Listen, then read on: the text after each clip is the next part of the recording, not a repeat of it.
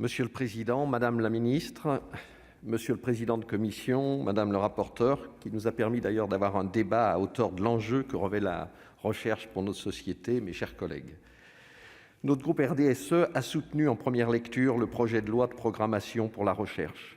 Elle avait pour but d'éviter le décrochage de la recherche française et d'améliorer l'attractivité du secteur, en particulier des carrières universitaires. Par définition, un compromis n'est jamais entièrement satisfait et j'entends qu'il peut rester certains points de désaccord. Mais ils ne doivent pas faire oublier l'essentiel, redonner des moyens, du temps et de la visibilité à la recherche publique française.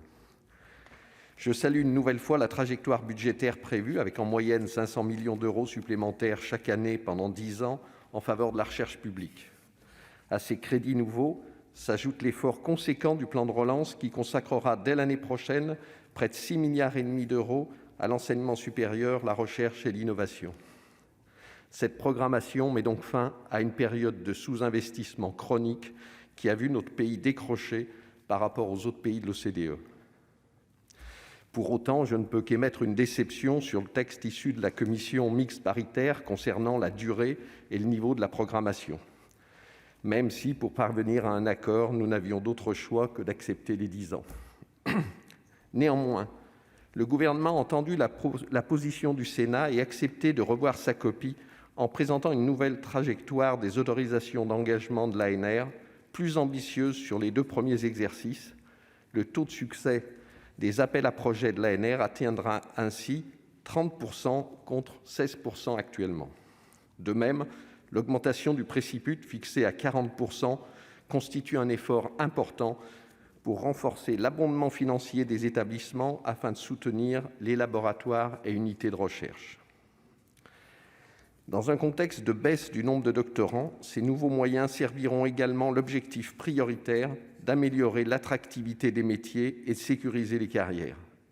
92 millions d'euros seront ainsi consacrés dès cette année à la réévaluation des rémunérations. De plus, une nouvelle voie de recrutement s'ouvre avec les chaires de professeurs juniors. Les ultimes débats ont abouti à la fixation d'un plafond de 15% de professeurs juniors recrutés par année dans les universités. Il pourra atteindre 20% dans les organismes de recherche. Ce compromis constitue quand même un équilibre raisonnable, d'autant que ce nouveau mode de recrutement, très attendu dans certains domaines de recherche, doit demeurer une voie secondaire. Je tiens à saluer les différentes mesures du texte qui renforcent l'intégrité scientifique et préservent les libertés académiques. Si la science a besoin pour avancer d'un débat permanent, celui-ci doit toujours se déployer dans le respect de certaines règles qui garantissent l'impartialité, l'honnêteté et la rigueur des recherches. J'en viens aux 2 dispositions qui ont provoqué ces derniers jours un certain émoi au sein de la communauté universitaire scientifique et un encombrement important de nos réseaux sociaux.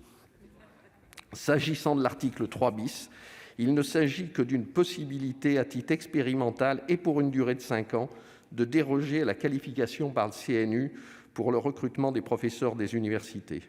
De solides garde-fous ont été mis en place par le Sénat.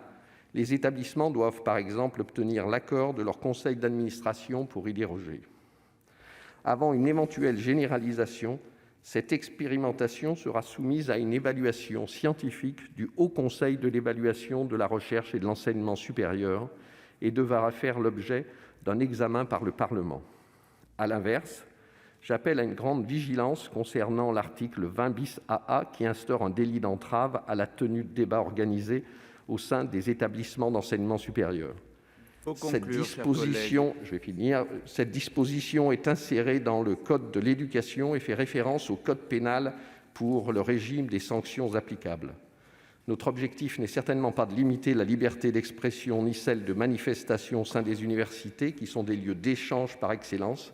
Madame la ministre, pourriez-vous nous rassurer sur ce point et nous confirmer qu'il s'agit uniquement d'empêcher toute intrusion extérieure ? Il faut vraiment conclure, c'est fait. J'aurais fini plus tôt, mais si j'avais eu un peu de Beaujolais nouveau aujourd'hui plutôt que du vin. Je suis un élu du Beaujolais et je ne fonctionne pas à l'eau. Il n'y a pas 20% de temps supplémentaire si vous buvez un coup de Beaujolais. Non, ça marche pas.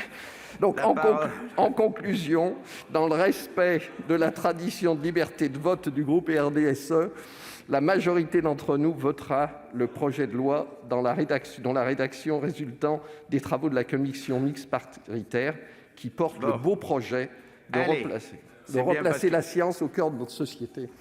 Voilà, merci. Je suis sûr que la prochaine fois, après un coup de Beaujolais, vous serez plus concis. Très bien.